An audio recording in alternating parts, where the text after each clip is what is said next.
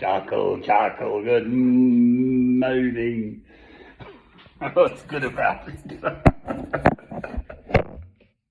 Well, if your name is Mr. Boris Johnson, I mean, it was at a committee meeting quizzed yesterday,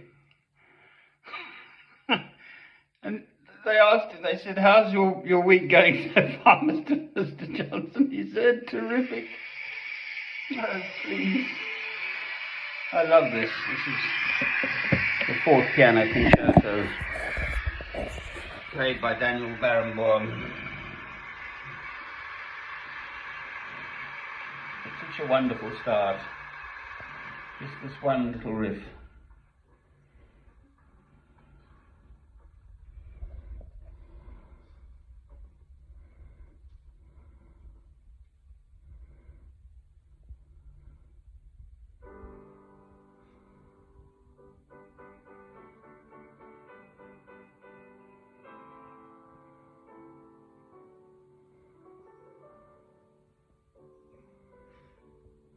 That's it. My son will never hear that. He's dead. He committed suicide. His name was Robert Francis. I put it in to his funeral service, at which he didn't attend because he'd already been dealt with by death, by suicide, by himself. I didn't know about it. I wasn't there. I'd been banned because obviously I'm a bad man. Ha! My former wife had been sexually abused by her own father, for heaven's sake. But no one listened to my truth, which I knew. Oh no. So then the poor little fellow is growing up with a woman who hates men. Pathological hatred of men because she's been by her own father. Ha! That aside, well, no, actually, that's what makes me what I am, a Christian. I've had 32 years since I met that woman, through our horses, to contemplate the matter. God has given me my rock-solid faith through these 32 years. I'm 65, but that's 3/4 of my adult life. Oof.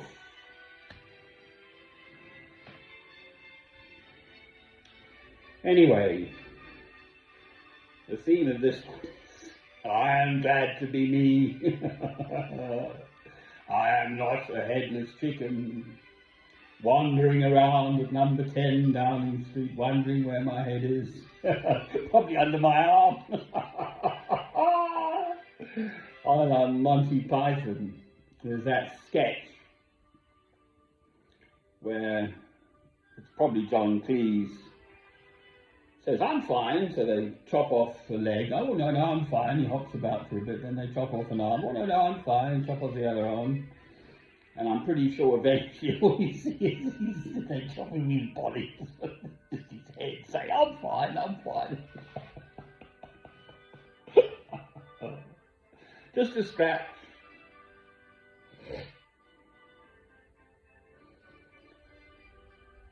I've just looked up Mr. Boris Johnson's background, and for that, Miss Gove. Gove was adopted, for heaven's sake. It's not even his name. I eventually found his birth mother, who was someone else completely. I've never liked it. Awful little man. Govey. Well, he's gone. Kicked out by Mr. Boris Johnson. I mean, the thing is an absolute shambles. It's not government, it's a parody of what government ought to be. Month upon month of this complete, utter turmoil, quite frankly. Of course they can't govern a country because contemplating their own beastly little nails. All of them. Anyone who's gone along with Mr. Boris Johnson, quite frankly, doesn't deserve anyone's support. The whole pack of them, quite frankly. Enough of this.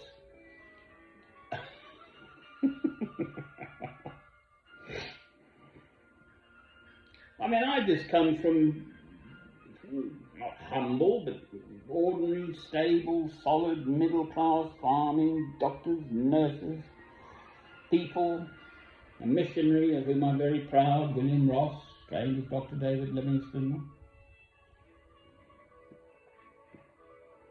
I had a very stable, normal, middle-class upbringing at a minor public school, which I don't, on the old boy network, I don't like that at all. So there we are. I've got one older brother who's done very well for himself. He's in Harley Street, London, as a top sports injuries consultant. And, best of all, God has chosen me for something. I haven't been through all this stuff in my personal life. I love home and family and the smell of baking bread and the patter of little feet and music and laughter and all that stuff.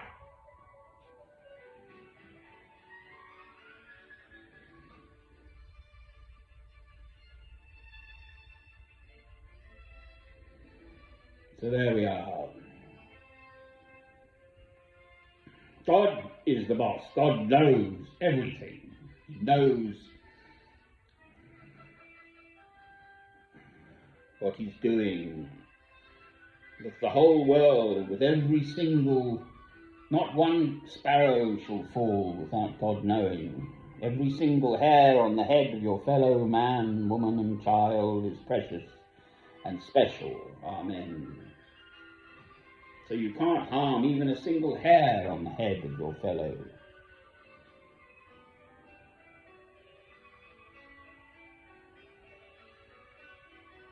You shouldn't. You can, but you shouldn't.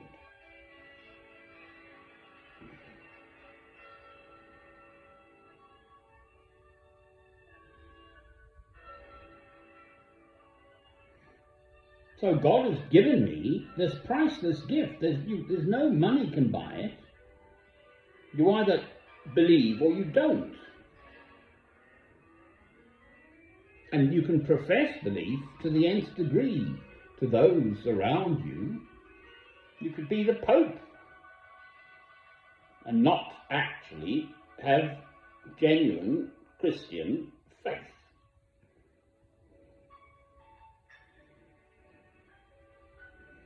I, on the other hand, am a Christian. That is the best part of being me, myself. But I've got all this normal, stable stuff behind me.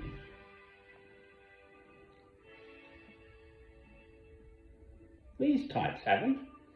Mr. Boris Johnson, I think his parents were in America and he's had dual citizenship, and then they hoiked over to here, and there's a farm in somewhere down the West Country, and then they were in Brussels or somewhere. His father was a banking wheel or something for the European Union or Commission or whatever it was. Back again here, and then off to America, and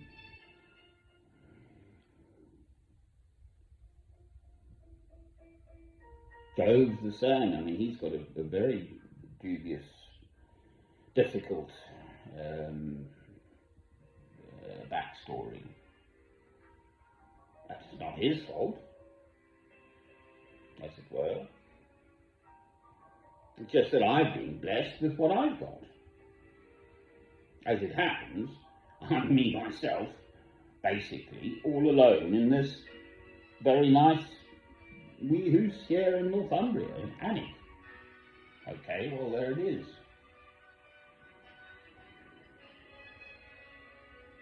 But I wouldn't want to be any of them. Oh. This headless chicken really is just going to keel over soon. That's the Prime Minister of Britain.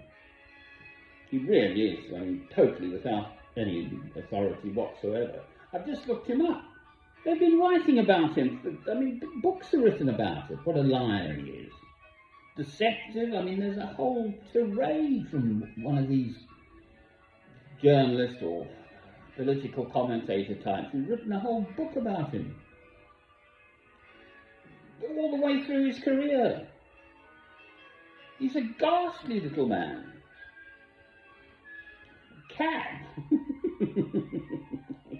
A blighter. A bounder. Any other adjectives that come to mind of that ilk?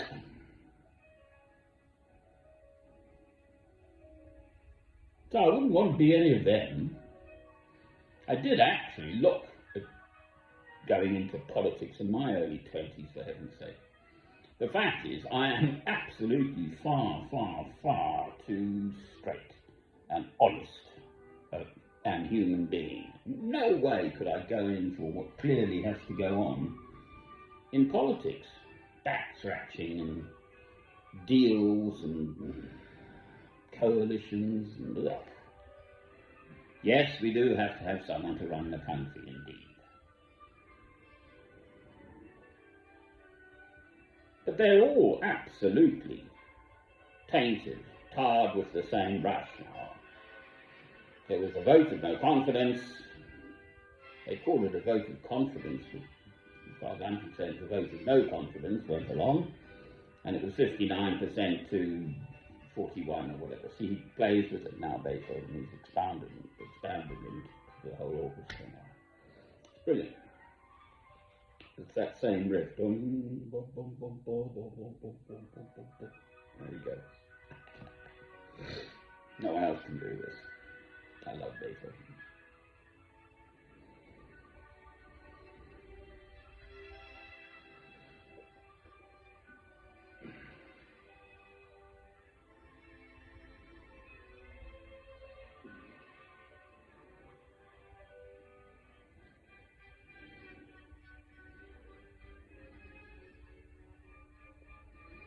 It is indicative of the world going progressively towards Armageddon now. There's obviously the war in Eastern Europe, Ukraine, Russia.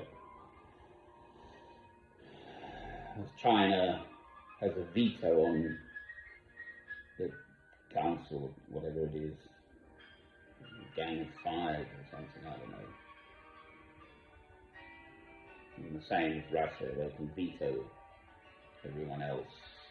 And they're far too... You can't just exclude China from the international world. They're far too big a trading partner. So, watch Stephen Saka interviewing this ethnically Uyghur chap who said that the sort of government administrator or something in America anyway. Now he got out over 20 years ago from the Uyghur Autonomous Region, which is northwest in the corner of China.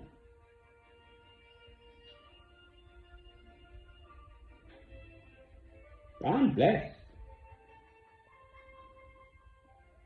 with my faith. That'll be birdie.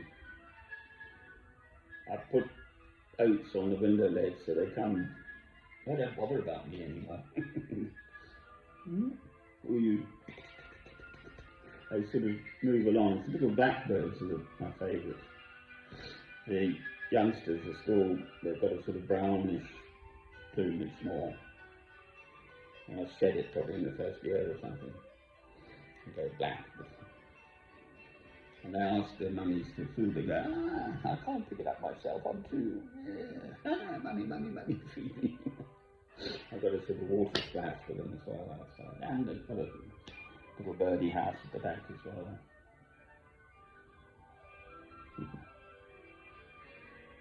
They come and knock at the window if I'm not up. It's getting light this morning. Oh, after 3 still. Quite like that 4 a.m.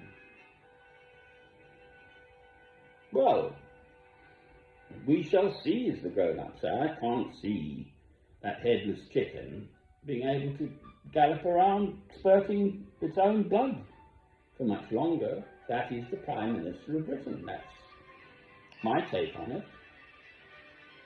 And he's chopped his own head off. All over what? Was this fellow, the Deputy Chief Whip, fondling some person's bum and groin or something? No, I didn't know about that. Oh, yes. Oh, I remember now. Yes, I remember. Oh, it was mentioned. Oh, please.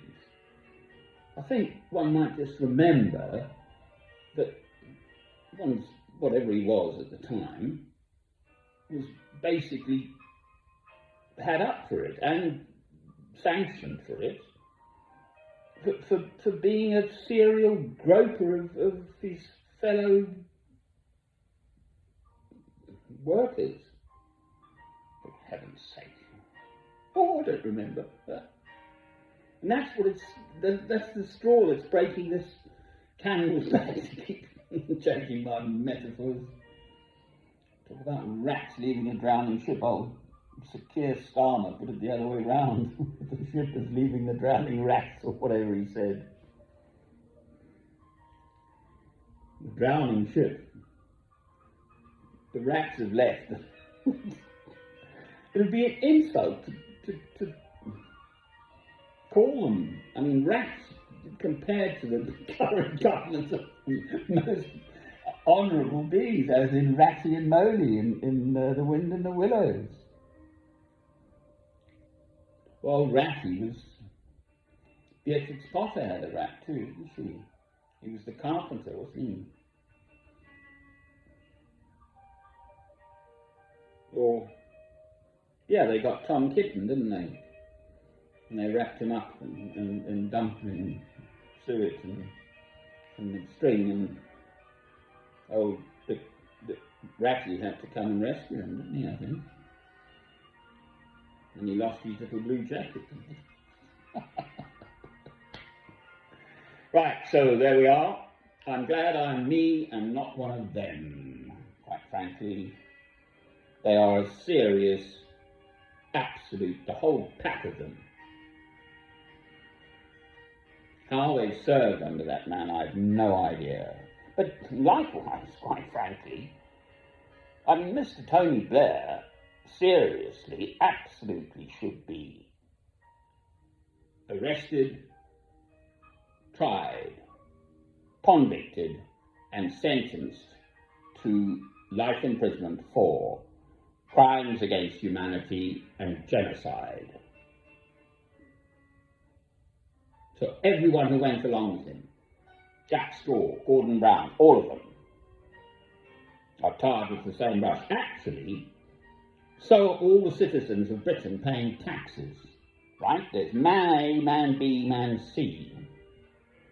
Man A wants to kill man C, man B has the knife, man B gives to man A the knife, man A kills man C with said knife, man B is liable too for something, for providing the knife. So, if you pay taxes in Britain, part of your taxes go to fund the so-called defence industry, which is the manufacture and sale of arms, and of course, the story there goes, if you want 1,000 of whatever it is, you want 10 of whatever it is, you don't manufacture 100, you manufacture 1,000 of them, because it gets the unit cost down, and you sell 990 and keep the 10 you want at a better price. So that means there are 990 or whatever it is knocking around the world. That is the way it goes. And if you've paid taxes in Britain in the last 40 years, you are liable, actually, under international law. Every single person who's paid taxes whilst particularly the second war in Iraq was going on, which was Bush, Mr. George W. Bush, Monday the 20th of March 2000 and I might get the year wrong here. I might be getting the year wrong there.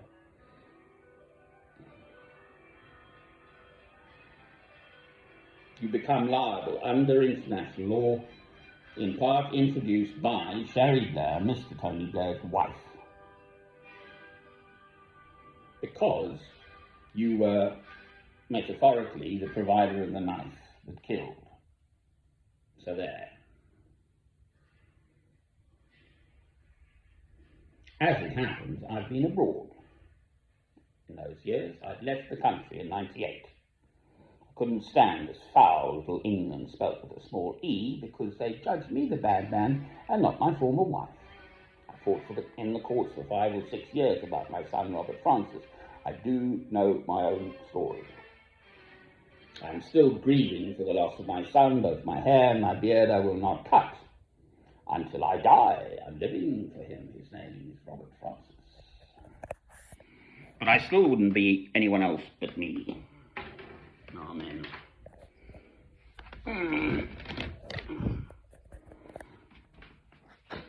There he is.